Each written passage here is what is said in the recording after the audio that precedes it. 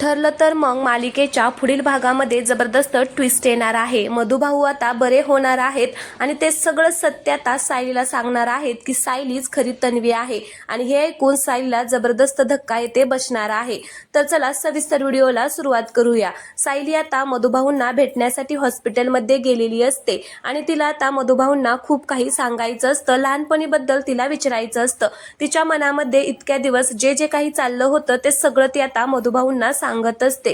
ती मधुभाऊंना म्हणत असते की मधुभाऊ, मला ना खूप दिवस झालं खूपच त्रास होतोय, कधी बरे होणार आहात, प्लीज लवकर बरे व्हा ना, मला ना आता तुमच्या आधाराची खूप गरज आहे। माझ्या मनामध्ये जे काही चाललं आहे त्याची सगळ्याची उत्तरे तुम्हीच मला देऊ शकता। तर आता इकडे मधुभाऊ मात्र सायलीचं हे बोलणं सगळं काही एकटक बघत ऐकत असतात। त्यावेळेस सायली म्हणत असते की मधुभाऊ, मला ना खूप दिवस झाले लहानपणीच्या तन्वीचे भास होत आहेत, मला लहानपणीची तन्वी दिसत आहे आणि मला सांगा ना तिचा आणि माझा काही संबंध आहे का? मला तर लहानपणीचं काहीच आठवत नाहीये, आश्रमातलंच मला सगळं काही आठवत आहे, पण जेव्हा मी तुमच्याकडे आली तेव्हा मी कशी होती, म्हणजे मला माझ्याबद्दल जे काही काय आहे ते मला प्लीज तुम्ही सांगा।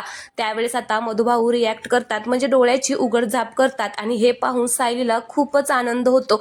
ती आता एकदम अशी आश्चर्यचकितच होते आणि मग तिला खूप आनंद होतो आणि ती मोठमोठ्यानेच हसायला लागते आणि मग मधुभाऊ उठून बसतात आणि आता सायलीला, म्हणजे सायली जे काही सांगत होते त्यामुळे मधुभाऊ आता शक्ती लावून उठून बसतात आणि सायलीला आता सगळं काही ते सत्य सांगणार आहेत। तर आता ते पाहून सायलीला खूप आनंद होणार आहे आणि मधुभाऊ फायनली सायलीला सांगणार आहेत की तूच लहानपणीची तन्वी आहे आणि त्यांना कोणी मारलं, कसं काय केलं ते सगळं आता येते ते सांगणार आहेत। तर हा छोटा प्रोमो आवडला असेल तर प्लीज व्हिडिओला लाईक करा आणि चॅनलला सबस्क्राईब करा। धन्यवाद।